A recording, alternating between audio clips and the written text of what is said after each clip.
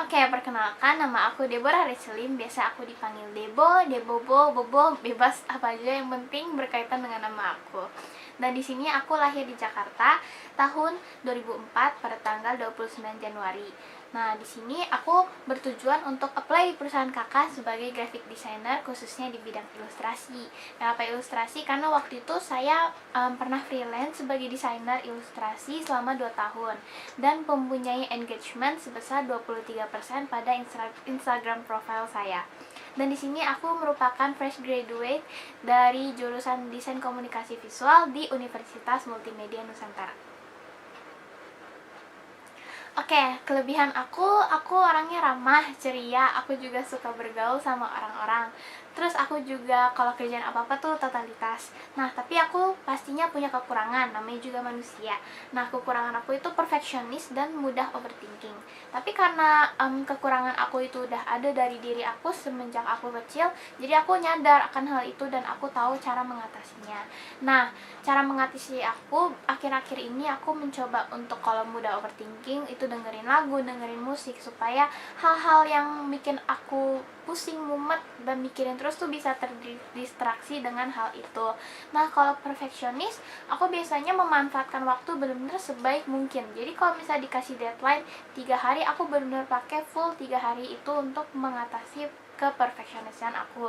Dan aku juga akhir-akhir ini selalu ngingetin diri aku sendiri sih untuk selalu kayak, oh iya, aku kan manusia gitu kan, emang gak ada yang sempurna di dunia ini gitu. Jadi kayak benar-benar nggak ada yang bisa dipaksain, kayak whatever it is ya udah kayak gitu. Yang penting kamu udah berusaha yang terbaik. Oke, suka dan tidak suka. Kalau suka, aku pasti kayak, wow, ini hasilnya pasti bakal bagus banget. Karena aku kalau ngerjain apa-apa totalitas, jadi aku pasti bakal kayak nunjukin ke semua orang, ini karya aku. Aku pasti bakal satisfied banget sama hasilnya sebagai seorang desainer. Tapi yang tidak sukanya pasti prosesnya panjang dan perlu kesabaran yang cukup tinggi untuk menggambar, untuk mendesain sesuatu. Tapi ya di balik proses yang panjang dan banyak revisi dan segala macam, pasti tujuannya baik dong, wajar untuk mendapatkan hasil yang perfect gitu. Ajuin ide pas briefing. Pasti aku akan menggunakan magic words. Salah satunya pas aku pertama kali nunjuk tangan, pasti aku bilang, maaf interupsi, apakah saya boleh ngasih ide gitu. Saya nanya dulu, kalau misalnya boleh, aku kasih tahu nih ide aku bla bla bla. Terus abis itu aku kasih tahu nih feedbacknya, kira-kira dari kalian apakah idenya sudah oke atau mungkin ada masukan lain gitu. Aku minta masukan, minta feedback. Dan jangan lupa setelah aku selesai mengajukan ide, aku pasti ngomong thank you. Kalau rekan salah, pastinya aku mikir-mikir dulu dong di dalam diri aku ini bener apa salah ya, apa rekan aku yang salah. Aku mastiin dulu everything clear. Kalau misalnya udah pasti, aku baru ngomong ke orang tersebut. Nah, aku ngomongnya nggak bener-bener lantang kayak lu salah, enggak, aku nggak kayak gitu. Tapi aku kayak kalau misalnya Budi ya, Budi, menurut kamu ini udah oke belum ya, udah benar belum ya, kayaknya menurut aku ini kurang oke deh gitu. Kenapa? Terus abis itu dia nanya kenapa. Nah, aku jelasin tuh bla bla bla bla, harusnya gini gini gini. Aku membimbing dia supaya di jalan yang benar. Abis itu nggak lama, kalau misalnya dia udah paham nih, aku nawarin bantuan.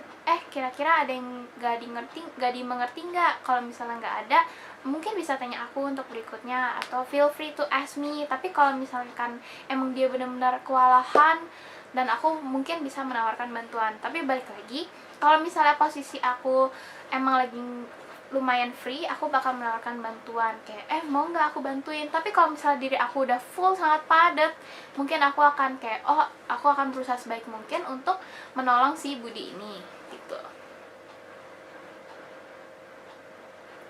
Kalau atasannya salah, mungkin aku pertama kali bakal mikir-mikir lagi ya. Sebagai orang yang mudah overthinking, ya aku mastiin ke diri aku sendiri, ini aku yang bener apa aku yang salah gitu. Nah, kalau misalnya udah pasti, udah clear dengan pikiran aku yang objektif, aku pasti baru nanya, maaf nih mau nanya, pakai menggunakan kata-kata maaf nih mau nanya kak, apakah kakak gini gini gini, kasih tahu nih, aku kasih tahu brief yang dia kasih tahu, terus aku juga kasih tahu pemahaman yang aku tangkep. Kalau misalnya pemahaman aku salah, mungkin aku bisa bilang maaf kak kalau salah, tapi aku nangkepnya gini gini. Nah mungkin kita berdua posisinya sama-sama lost ya. Nah itu mungkin bisa diberikan solusi melalui diskusi. Aku ajak dia diskusi, open up gitu, kira-kira kalau misalnya kayak gini gimana kak, atau nggak kayak gini. Nah dari situ kan kita bisa temuin nih jalan tengahnya. Nah dari jalan tengahnya itu kita bakal pakai supaya kita dapat diskusi yang baru, dapat decision yang baru.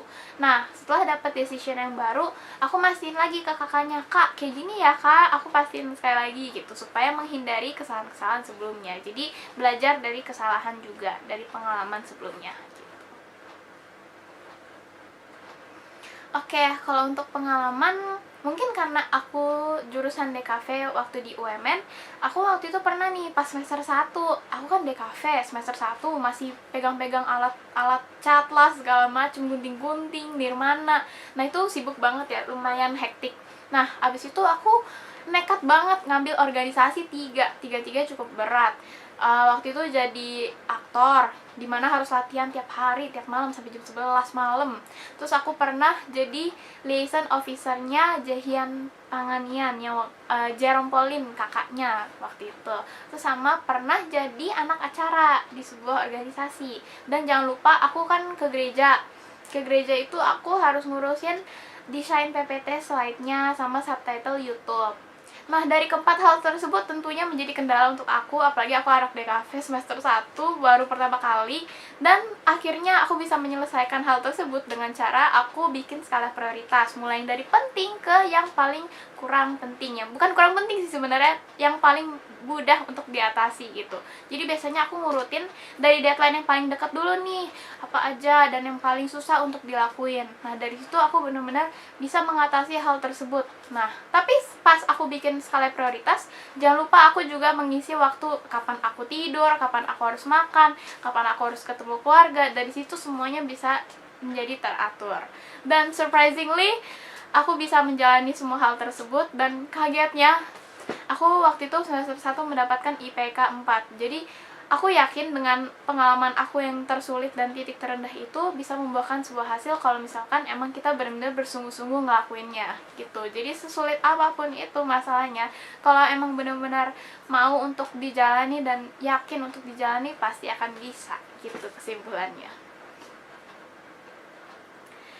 Yang bedain diri aku dengan desainer lain itu mungkin aku ini sebagai desainer, aku ngerjain apapun menggunakan hati, aku tulus. Jadi semua apapun yang aku kerjain dengan totalitas, aku bersungguh-sungguh dan dengan hati yang senang. Karena apapun itu, sebuah karya yang baik adalah karya yang mendapatkan hasil dari sebuah proses yang menyenangkan. Meskipun melewati suka dan duka, tapi pasti deep down in my heart harus menggunakan hati yang tulus, hati yang sungguh-sungguh gitu.